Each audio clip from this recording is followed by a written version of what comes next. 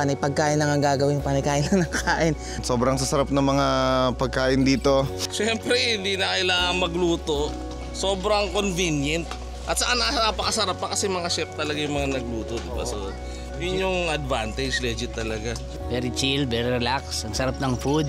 When you do the camping, you always do the cooking. Pero this time, they're offering food and prepared by chefs, no? As a camper, sumagi na ba sa isip mo na mag-camp at may magluluto para sa'yo o sa mga kaibigan mo? Hindi lang basta luto ha, luto ng mga kilalang chefs. Ako kasi, tagal ko ng pangarap yon. Yung tipong hindi mo na kailangan magluto pagkatapos mo mag-setup. Yung tipong kakain ka na lang. Lahat masarap. Lahat nasa lamesa mo lang. At lahat walang limit.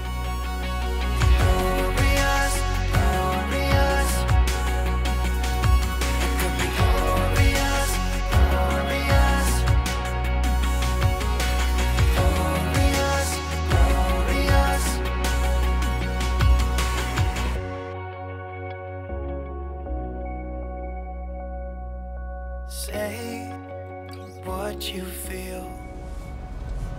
I don't even know. So sa episode na to, pupunta tayo sa isang event na kung saan magka-camp tayo na kasama ang napakaraming chefs para pakainin tayo sa camping. Diba? Ni-imagine nyo ba yun? Kasi alam mo yun, diba? Ang hirap magluto tuwing tayo nagka-camping. Not necessarily mahirap, pero masaya naman, diba? Kapag nagluluto. Pero nga lang, minsan nakakapagod kasi isipin mo yun, magsiset up ka na nga ng tent, ang dami mong ibababa, ang dami mong i-assemble, tas magluluto ka pa. 'Di ba? Medyo nakakapagod yun. Kung sa paulit-ulit mo nang ginagawa at palagi mo nang ginagawa tuwing nagka-camping, iniisip mo pa lang, paalis ka pa lang, 'di ba? Iniisip mo na mangyayari uli yun na napagod ka na tas magluluto ka pa. Kaya nga minsan bumibili na lang kami sa fast food o kaya yung mga ready to eat meals na lang ang binibili namin para nang sa ganun pagdating mo dun sa camp, set up ka, then iinitin mo na lang yung pagkain. Sa Cavite nga pala tayo pupunta. Siyempre, ini-expect natin na maraming pagkain kasi maraming chefs. Grabe nga yung marketing nila doon. Talagang pinapakita nila yung mga kilalang chef nandoon. Then ang tema or ang theme dito sa camping na to Pista Sanayon. So ang ini-expect ko mga lutuing Pinoy, yung mga typical na handa sa mga fiesta, di ba? Malamang sa malamang merong lechon. So ayun, kita-kita tayo sa Cavite, Pops. Pero bago lahat, bago kami umalis, susunduin ko muna yung anak ko kasi Friday ngayon at may pasok pa siya. So susundo muna tayo, Pops. Ito araw-araw na natin ginagawa kaya medyo sanay na tayo dito.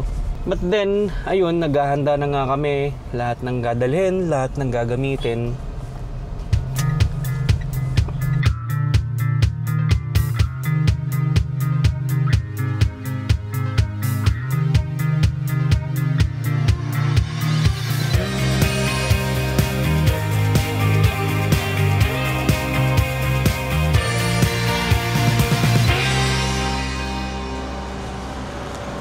Morning, Pops.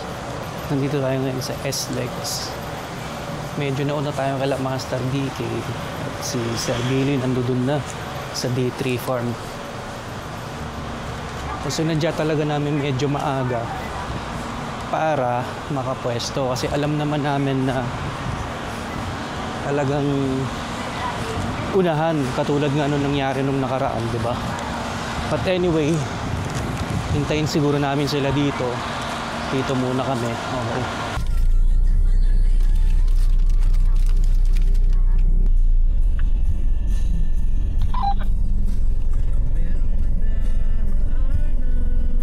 Set Fox!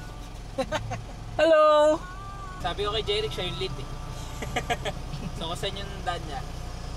Okay, sige. Actually, nung part 3, ganyan na din yung naisip namin na lagi sinasabi ni Chef MJ buti na kapag organize sila ng event na ganito kasi para doon sa mga campers na gusto namang maka-experience ng pinagluluto sila kasi normally ang mga campers ang nagluluto ng mga pagkain nila. So sa ganitong mga event, as in kakain ka na lang. Magti-tent ka lang tapos kakain ka na lang. Madali ang buhay kasi hindi mo na kailangan magluto, hindi mo na kailangan maghugas, definitely. Diba? Lalo kung mahirap ang water supply. So, all good. Let's go!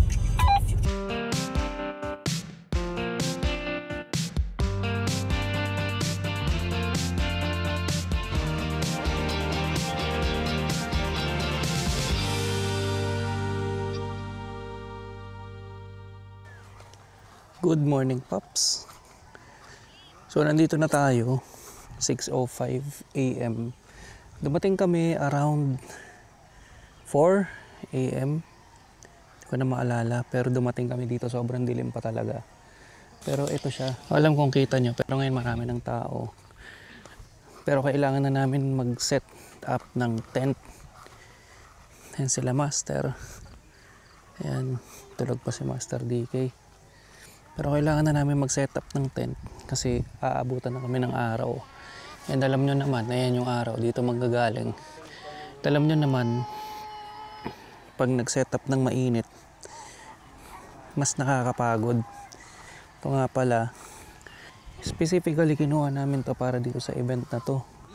Kasi isang araw lang siya and hindi siya nakakapagod i-set up based sa reviews ha.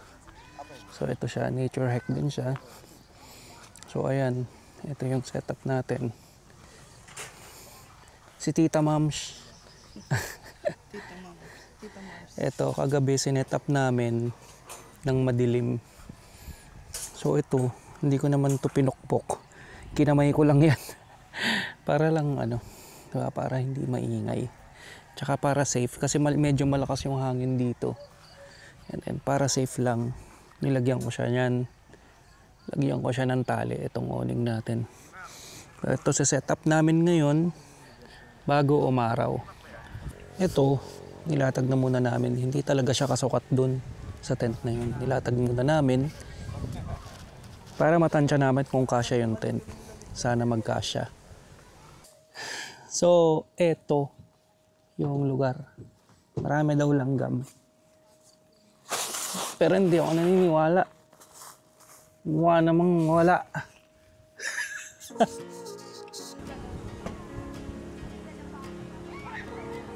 One of a kind, usually ito. Kakain ka na lang talaga, literal na kakain ka na lang, pipila ka lang, kakain ka lang. Walang hassle free talaga siya. And yun, ang facts pa nito, yung chef pa talaga na nagluluto. Legit na chef. Kaya masarap talaga lahat ng hinakain nila. Ay, hello, Papi! Pops!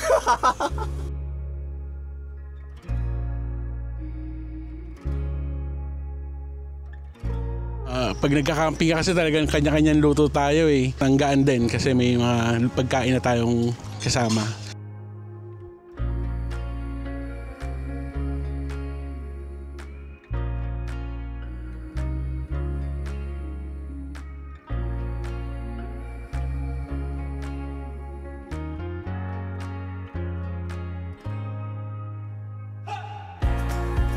Pwede, di ba?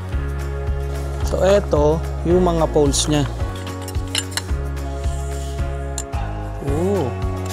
Bakal pala siya. Para alam nag-a-assemble ng puzzle.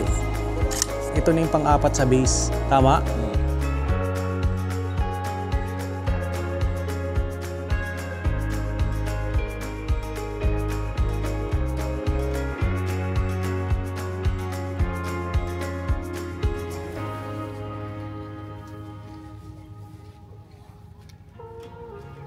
So, eto na siya, Paps. Nang nabuo, eto na siya.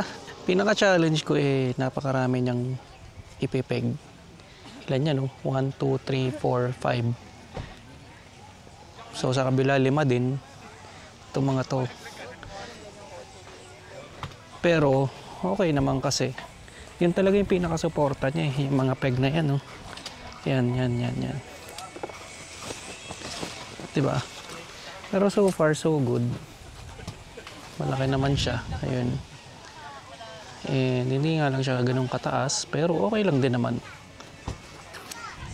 Hindi naman natin kailangan ng sobrang taas, lalo na pag mga ganitong talagang tutulugan mo lang yung tent. Oo, di ba?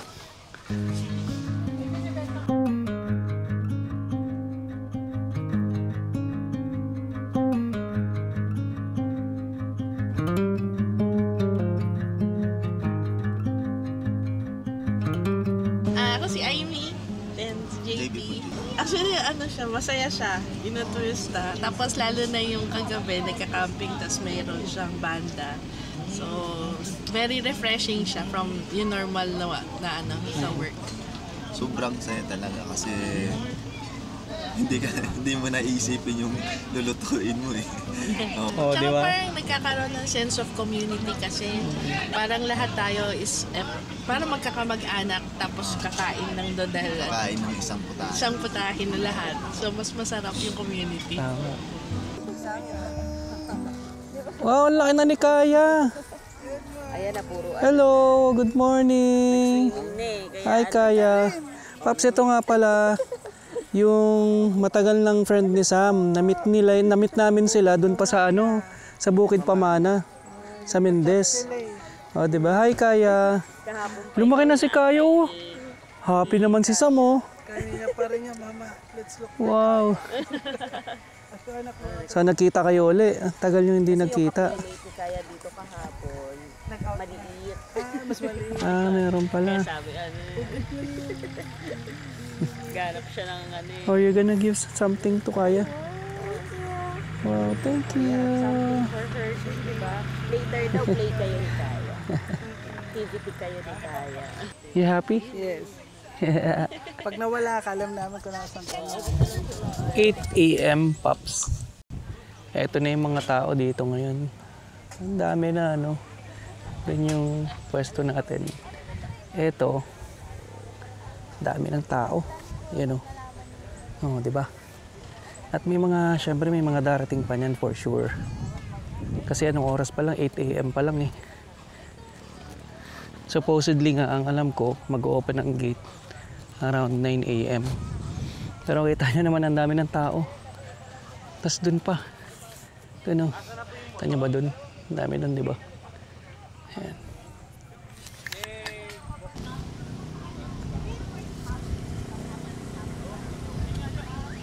Bigla ako natigilan nung naalala kong kasama nga pala ako sa cooking showdown. Wala namang kaso, pero ang problema, hindi naman ako marunong magluto. Kaya dali-dali akong pumunta sa kusina ng mga chefs para makakuha man lang ng mga tips. Sana. Kanin na lang kulang, Diyos ko. Nagutom lang yata ako. Nice. Ayos.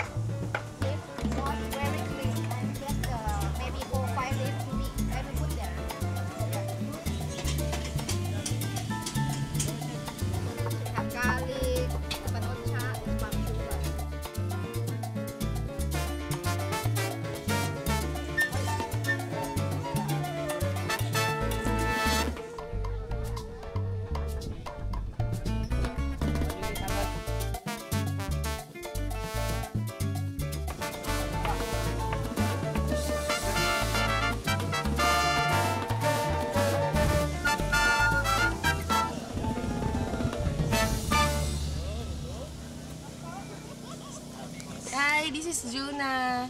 Son and Juna. First time namin mag-join dito and sobrang na-enjoy namin. Kasi ang daming food, naka-buffet lahat, ang sarap ng mga food, ang galing ng mga chef. So, excited kami sa part 5 and sure na mag-join po kami. Ayun o eh. Nakatago. Dali. Hindi ba nakatingin? Candid. Saan tayo nakaturo? Nakatalikod yun kay ano. Ayan. Ayusin nyo 1, 2, 3. 1, 2, 3. First endorsement done.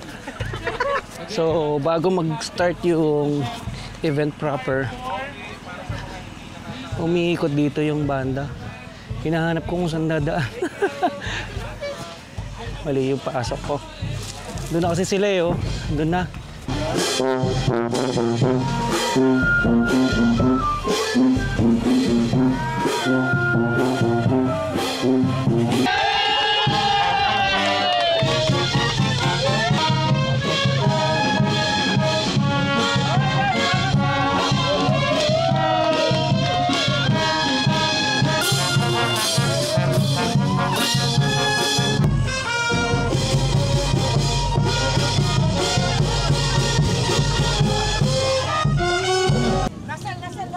Balisa pa rin ako sa mga oras na to dahil nga dun sa cooking showdown. Never naman kasi sa buong buhay ko na sumali sa isang cooking contest. Kaya ito, lakad-lakad muna hanggang sa So eto na nga. Makasaksakin nila ako eh. Ito kasi marami na tayo pwede masaksak. Ang pagmamahal. Ay wow, thank you. Pag hindi mo nagamit, pwedeng inumin. Okay, okay. Sana naririnig kami sa pinakalabas o. Isa lang po mananalo, cash prize po yun. Tapos gagamit lang kayo ng Baguio oil. Kung ano yung magawa nyo, pwedeng sauteyan, pwedeng fry, it's up to you guys. Free cooking po tayo. So start na tayo. dami nila sinasabi. Hindi ko naman naiintindihan. Bahala na. Ito ay katawaan lang naman.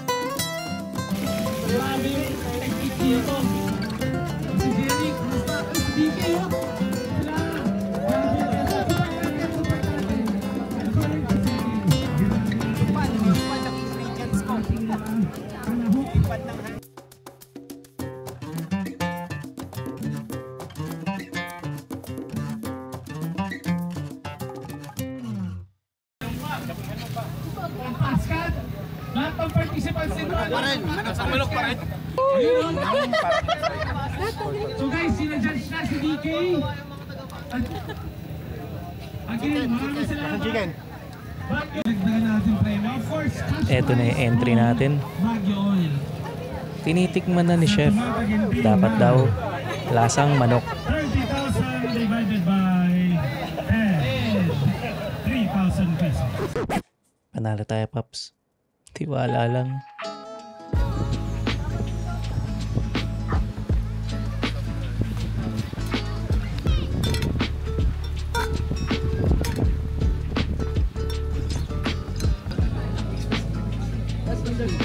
Especially the food nila. Si Label like. 171. Doon pa kayo.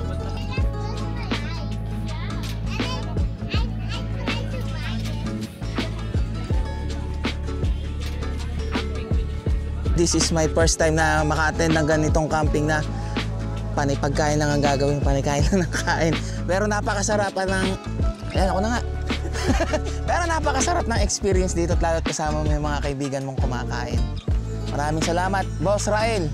Hanggang sa susunod, part 5. Ano bang masarap na makain? Siguro pasta. Lagyan niyo naman ng pasta. Yun lang naman. Naka-play na yan. Ayan. Ako si Yoma Men. Tapos, At ako ang Agsunta. Ayun, sobrang solid na event ng Camp with Us Chefs 4. Ayan, sobrang sasarap ng mga pagkain dito. Talagang na-enjoy namin. Tapos sobrang babait pa ng mga kasama natin dito na campers. At lahat talaga sila inaalo kami ng pagkain. At pakita natin yung mga kaibigan ko dito. Ayan, si Nia, si Lay, at si Bro Jan Pax. Ayan, solid na event. At ako nga pala, ang iyong Yoma Men. Kami po ang Bonnie RB at na-enjoy namin ang Philippine Camp. Ay, sorry! Camp out? Camping with the Chefs. Part 4. Ito yung pinaka nagustuhan naming event, lalo yung mga barbecue. Pero sabi nga ni John Pax, mas masarap kung may pasta. Tsaka carbonara. Basta pasta. Oo. Yun.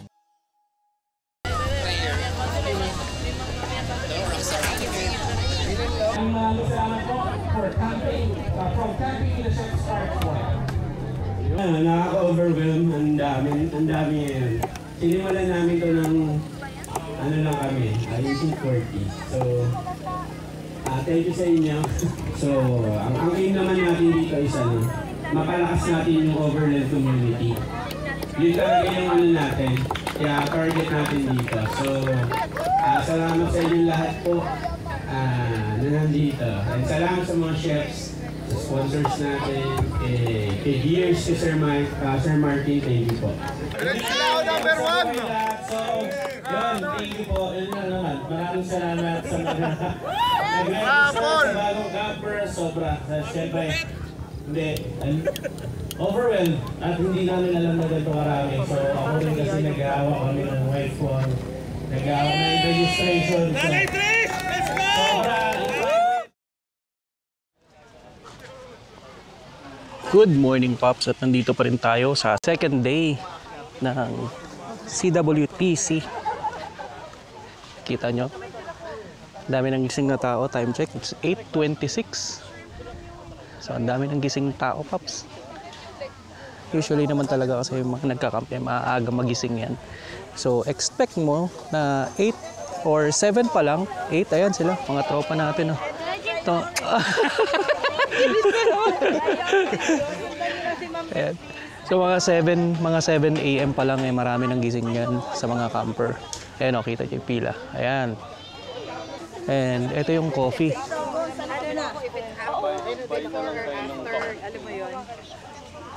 Wala pala tayo lagyan. Kain na din tayo after 15 minutes siguro.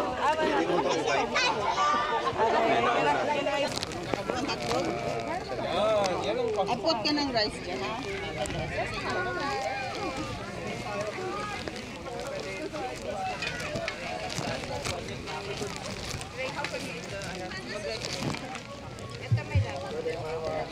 Yan, so reminding everyone, merong may arroz caldo sa gitna. May arroz caldo sa gitna. Yan.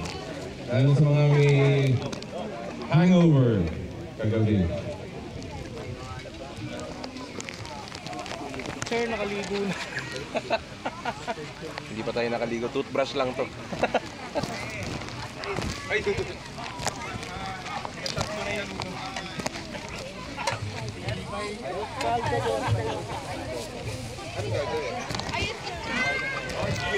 May barbs na lugaw pala, hindi mo naman sinasabi. Hindi ko rin alam, may bawas mo na sa inventory. So ito pa rin yung isa sa mga menu para sa breakfast. So again, buffet na naman yan, Pops. Wala pa yung iba, hindi pa nakalagay. Ayan. O yun pala, sa kabilang side. Tingnan natin. Wow. So meron ditong ampalaya, ginisang ampalaya. May tuyo. Oh my goodness. Sunny side up. Danggit. Talaga naman, di ba? Kitang-kita niya naman. Pinagandaan talaga nila. So ito yung kusina ng mga chefs. Mapapansin nyo, sobrang busy nila. Diba? Ano?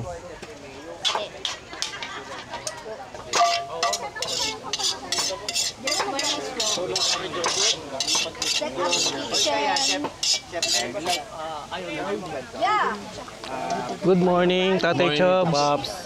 Salamat sa pagpunta sa Camping with the Chefs Part 4. So, soon? Part 5? Part 5, for sure. See you guys. Diba? Mga followers ni Tito Pops, subscribe kayo dyan. Sa mga hindi pa, follow din. Follow din Tatay Chubs on the Facebook page. Thank you. Thank you. Thank you, Tatay Thank you Chubs. po. Good morning. Samlim po. Sandy Kai. Actually, pang fourth na po namin. Complete naman po kasi sama namin si Chef MJ. Sobrang saya kasi hindi mo problema yung pagkain, which is usually yun yung pinaka sa camping. Tapos lalo na ganito kasama yung mga magagaling na chef na kilala natin. So yun, the best. Hello, I'm Renz. Ang sobrang saya rin sa Camping with the Chef 4. Sobrang dami ng pagkain, sobrang sarap po lahat. Ito Paps, Jerry Vicabio, Camping with the Chef. Part 4, welcome lahat. Siyempre, hindi ka na masyadong magluluto, then pipila ka na lang, mas pakasarap ng food natin. Hello po, I'm Chef Dicky, ang Camp with the Chef Part 4. Hello po. Very challenging kasi unang-una wala ka sa comfort zone mo. Hindi mo kontrolado yung weather, hindi mo kontrolado yung mga gamit na dala mo, limited yung resources.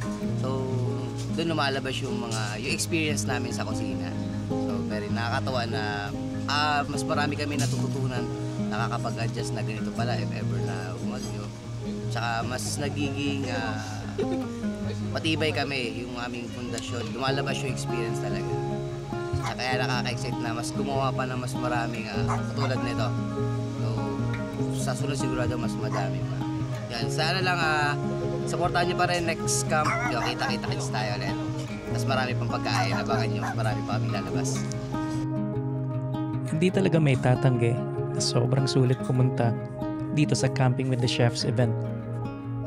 Sinasalamin nito ang napakaraming kulturang Pilipino at ang mga posibleng innovations sa pagkakamping.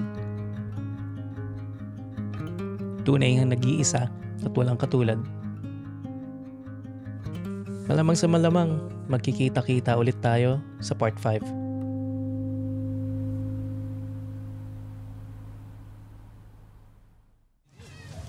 So ito na nga yung ending. At ang dahilan kung bakit hindi tayo nanalo sa Cooking Showdown.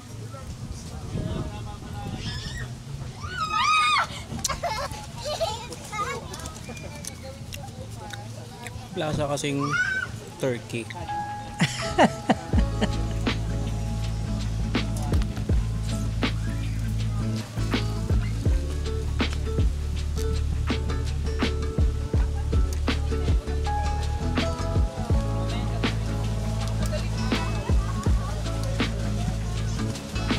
Turkey.